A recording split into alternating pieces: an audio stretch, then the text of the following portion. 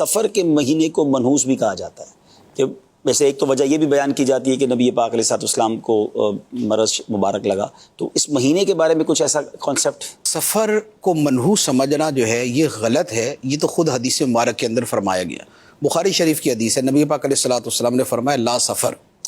کہ اسلام کے اندر یہ سفر کی نحوست ماننا یہ باطل ہے، اس کی کوئی حیثیت نہیں، لہذا سفر کو منحوس ماننے کی نفی اور اس کا رد جو ہے وہ خود نبی پاک علیہ الصلوۃ والسلام نے فرما دیا، لہذا یہ سفر ایک تو یوں سائڈ میں ہو گیا۔ دوسرے نمبر پہ جیسے یہ بات ہے کہ نبی پاک علیہ الصلوۃ والسلام اس مہینے میں بیمار ہوئے،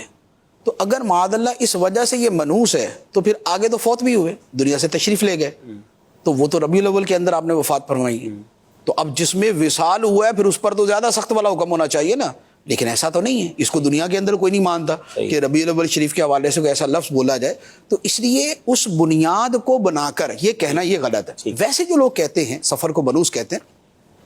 اس کی بنیاد بعض لوگ اس طرح رہتے ہیں کہ اس مہینے میں بلائیں اترتی ہیں، اس کے اندر آفات آتی ہیں، اس طرح کی چیزیں ہیں، لیکن جو مستند اور معتبر روایات ہیں ان کے اندر ایسی کوئی چیز نہیں ہے، اور پھر نبی پاک علیہ الصلوۃ والسلام نے جب اس کی تردید فرما دیا تو اب اس کے بعد تو گنجائش نہیں ہے کہ اس کو منحوس مانا جائے۔